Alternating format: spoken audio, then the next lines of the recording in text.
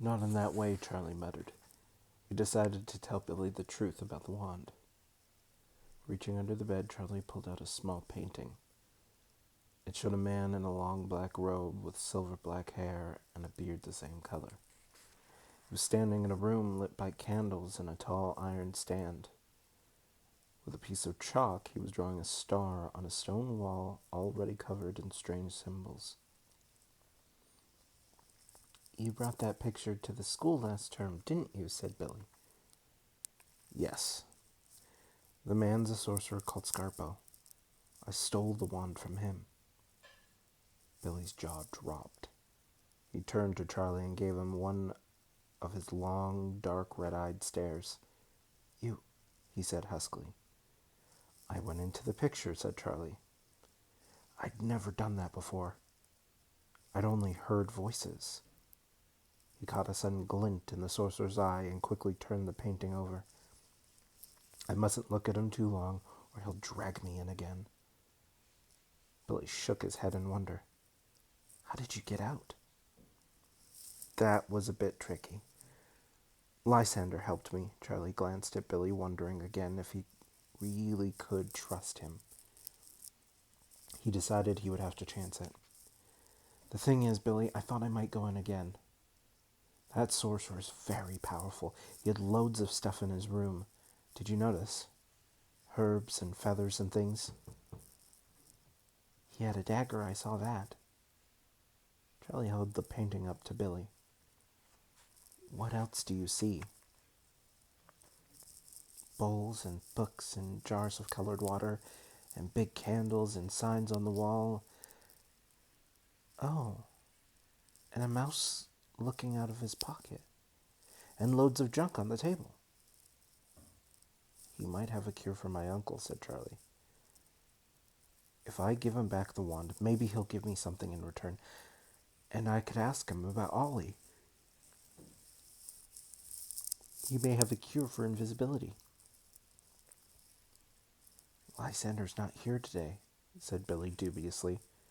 "Suppose you can't get out." "That's where you come in, Billy. Just cling on to my arm, will you? And if I'm acting a bit funny, give me a tug. I don't go right in, you see, it's just my mind. But he can see my face, and he'll probably see the wand. I won't go in as far as I did last time. I'll keep to the edge and just talk to him." Charlie propped the painting against his bedside lamp. Then he got up and held the wand in front of him. "Are you ready?" Billy slid off the bed and clutched Charlie's arm. "Ready." Charlie looked at the sorcerer. It didn't take long for Skarpo to see him. "You're back," said a husky, sing-song voice. Charlie felt himself sliding forwards through a drifting white mist. All he could see was the sorcerer's bony face, and he quickly lowered his eyes to avoid Skarpo's magnetic yellow gaze. A rich smell of burning herbs filled his nostrils, and he sneezed violently. "Stop that," said the voice. "Sorry. Couldn't help it," said Charlie. He looked past the dark-robed figure and scanned the objects on the table. "What do you want from me this time, you thief?" said Skarpo. "I've brought back your wand," said Charlie, "and I was just wondering." "What?" Skarpo seemed to be looking at the wand. "Take it away," he said in a low voice. "But I thought you wanted it," said Charlie. "You were so angry when I took it, I came back to exchange it for, well, just a bit of advice, really. You being so experienced in magic and everything, I thought you might be able to help me." "It's not mine, boy. I see that now." The sorcerer seemed unable to drag his eyes away from the wand. "Well, I never. It's yours all along." "I don't understand," said Charlie. "It's not mine. But anyway, the thing is, my uncle's very ill. So ill he's lost the power to use he used to have, and it was him that first told me about you, actually. So have you got anything for endowed people that become unendowed?" "I'd have to see your uncle," Skarpo took a step towards Charlie. You can't do that. Charlie took a step backward. Skarpo moved closer. I'll have to, my wee fellow. How can I help a man I don't see? Besides, I've a mind to peep into your century. That's impossible, said Charlie firmly. You belong in your picture. I'll hitch a ride with you. The sorcerer's pale hands stretched out towards Charlie, and Charlie felt something tug his sweater. He stepped backward very fast, saying, No, no, no, no, no, I'm going, now, now. And again, he stepped back. This time he tripped and found himself falling. It was like tumbling through air, down, down, down, and down. Charlie had to close his eyes against the horrible pitching and tossing that was happening to his body, and then back of his head hit something hard, with a loud bang. Charlie opened his eyes. He was lying on his bedroom floor, not quite on the floor, but on something small and bumpy. A muffled voice beneath him said, Charlie, you're squashing me. Charlie rolled over and found Billy stretched out beside him. His glasses had fallen off and his eyes were wide with fright. Sorry, said Charlie. What happened? Weird, said Billy, sitting up. He found his spectacles and put them on. I held on to you, like you said, but you kept moving backwards and saying, now, now, and then you tripped over my foot and we both fell down.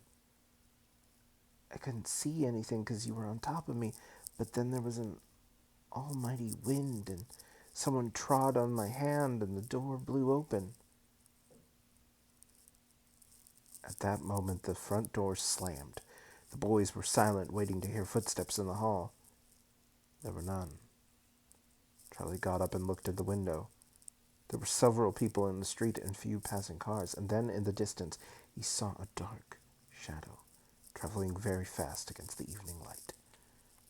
Charlie felt slightly queasy. Whether it was from banging his head or the feeling of somehow things had gone a little bit wrong, he wasn't sure. What had happened in there? Asked Billy, pointing at the picture. Charlie noticed that the sorcerer was still in the painting. That was reassuring. He laid it face down on the bedside table. He wanted to come out, he said. Perhaps he did come out, said Billy. No, couldn't have. Let's get ready for bed. You can use the bathroom first. The two boys changed into their pajamas, and Billy took his wash bag into the bathroom. In a few minutes, he was back, with toothpaste around his mouth and a black rat in his hands. Look what I found, he cried. Rembrandt, where was he? In the bathroom, under the bath. Billy put Rembrandt on Charlie's bed. So good to see you, Rem. I don't think I fancy Rem in my bed tonight, said Charlie, and he ran down to the kitchen to look for a box. Unfortunately, Grandma Bone was in the kitchen, slurping up another bowl of prunes. What are you looking for? She demanded, as Charlie rummaged about in the larder. A box, he said. For what? To put something in? Charlie emerged with a box in his hands and 6 biscuits in his dressing gown pocket. What sort of thing? Drat! Grandma Bone missed her mouth and a prune fell onto the tablecloth. Whoops, said Charlie. What are you putting in that box? A monster with 6 eyes, 4 tails, and bad breath, said Charlie, running out of the room. Don't be insolent, screeched Grandma Bone. She came into the hall and was about to shout something else when she suddenly changed her mind and sweetly said, Say goodnight to that little boy for me. Charlie was so unnerved by her tone he almost dropped the box. Did his grandmother think she could use Billy against him? Whew. Grandma certainly likes you, he said, handling the box to Billy. This is for Rembrandt, and I've got some biscuits for his supper. Billy? Billy. Billy's white eyebrows were drawn together in an odd frown. What's up? Said Charlie. I've been talking to Rembrandt, Billy said in a puzzled voice. Gave you some bad news by the look of it, Charlie remarked. He said there was a bad smell in the bathroom. There's always a bad smell, said Charlie. It's Grandma. No, Charlie. This is different, Billy said gravely. Rembrandt says it smells of bad magic and things should be dead. Things that should be dead. Charlie resisted the temptation to say, like I said, and marched along to the bathroom, followed by Billy, who was still clutching Rembrandt. Can't smell a thing, said Charlie, opening the door. Look, Billy whispered, under the basin. Charlie looked. Sitting under the basin was a brown mouse. It began to squeak almost hysterically, and while it squeaked, Rembrandt joined in, squealing even louder than the mouse. Billy began to translate Rembrandt's shrill words, if they could be called words.